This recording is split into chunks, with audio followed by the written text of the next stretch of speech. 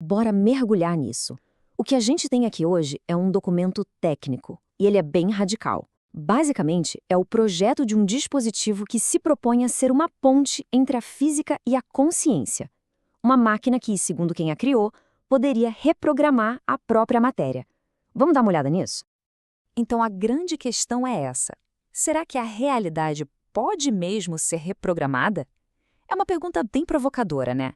E é exatamente isso que esse documento de design que surgiu há pouco tempo tenta responder. A proposta é super audaciosa, quase inacreditável. E o nosso objetivo aqui é exatamente esse: destrinchar cada camada, olhando só para o que está no projeto. Bom, esse é o nosso roteiro. A gente começa com a visão geral, a ideia de programar a matéria. Depois, a gente entra nos detalhes do projeto, como ele cria um holograma energético. Em seguida, vamos ver as aplicações práticas, desde imprimir memória na água até a ideia de resetar os telômeros. E por fim, o desafio bem pé no chão de US$ 1 milhão para tirar tudo isso do papel. Vamos começar. A visão principal aqui é a de um sistema de ressonância fractal multidimensional.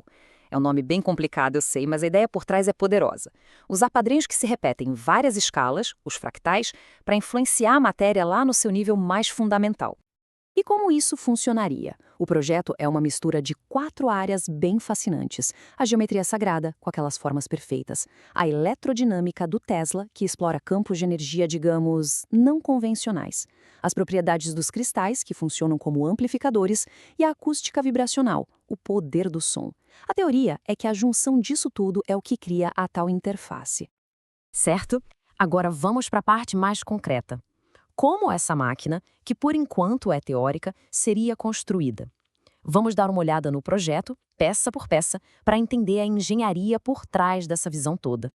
No coração do dispositivo, a gente encontra o dodecaedro. Sabe, na geometria sagrada, essa forma de 12 lados representa o éter, o próprio tecido do universo. Só que aqui não é só um símbolo, é o esqueleto físico mesmo, a estrutura que organiza todo o sistema. E enroladas nessa estrutura estão as bobinas bifilares de Tesla. É aqui que a coisa começa a ficar bem interessante. De acordo com o documento, essas bobinas não geram campos eletromagnéticos comuns. Elas foram projetadas para criar o que se chama de campos escalares, um tipo de energia que, na física de fronteira, se acredita ter propriedades bem diferentes das ondas de rádio que a gente conhece. Ok, então o processo de montagem seria mais ou menos assim. Primeiro, uma estrutura de titânio no formato do dodecaedro. Depois, em cada uma das 20 pontas dos vértices, se coloca uma esfera piezoelétrica com cristais de apatita dentro. Daí, nos tubos que conectam tudo, são enroladas as bobinas bifilares. E para fechar, sempre 44 cordas são esticadas e afinadas em frequências super específicas, como as da escala solfégio. É literalmente uma orquestra de ressonância. Ok, a gente já viu o projeto estático, agora vamos para a parte dinâmica. Como é que essa estrutura toda ganha vida? Como ela é ativada para criar o efeito que se espera? Para entender a ativação, a gente tem que voltar nos campos escalares. Pensa numa lâmpada. A luz dela se espalha e vai ficando mais fraca com a distância. Isso é um campo eletromagnético. Agora, imagina um feixe de laser que não perde força. Essa é a ideia de um campo escalar, uma onda longitudinal que, teoricamente, mantém sua intensidade. É uma forma completamente diferente de enviar energia e informação pelo espaço. E aqui está o pulo do gato. O documento diz que, se a gente usar 2 dessas unidades, funcionando em fases opostas, uma de frente para a outra, algo extraordinário acontece. Um campo de plasma frio se forma entre elas. E não é só energia, não. É para se pensar nisso como um holograma energético, um meio que pode ser programado, que está pronto para receber informação. Certo, então qual seria a primeira aplicação prática desse tal holograma energético? O projeto se concentra num dos meios mais fundamentais e misteriosos que a gente conhece: a água.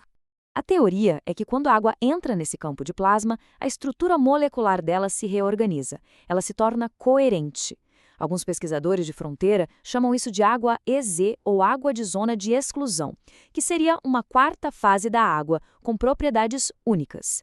A ideia é que ela consiga reter uma assinatura vibracional, seja das frequências do aparelho ou, quem sabe, até da intenção humana. E para não ficar só na teoria, o documento propõe métodos científicos bem rigorosos para validar tudo isso. Coisas como espectroscopia Raman, para ver as mudanças nas moléculas, bioensaios com sementes para testar os efeitos na biologia e até medições físicas bem diretas, como pH, condutividade e tensão superficial. Depois da água, o projeto dá um salto gigantesco para sua alegação mais profunda e, francamente, mais chocante: a possibilidade de reprogramar o envelhecimento humano. A hipótese é extremamente ousada. Ela diz que o envelhecimento não é algo inevitável, mas sim um programa que talvez possa ser resetado.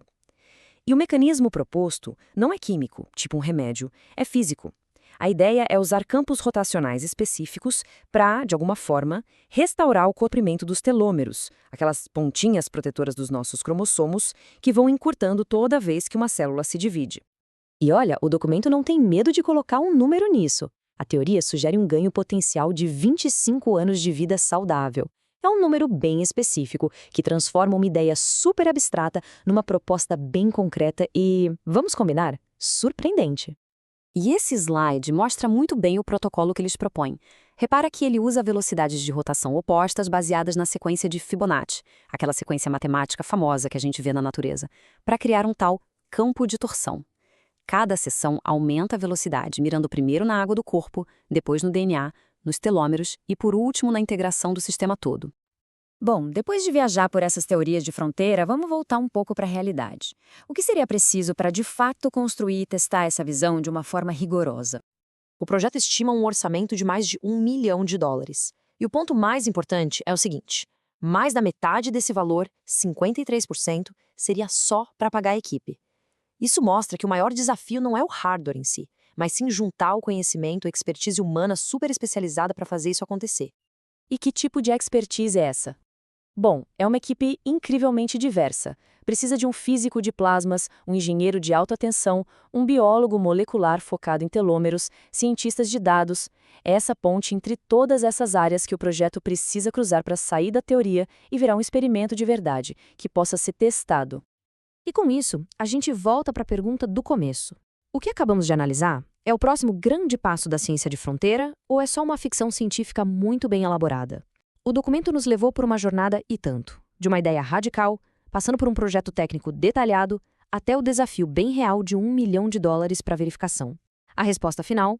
Bom, essa ainda está em aberto, bem ali, na fronteira do que a gente sabe e do que a gente ousa imaginar.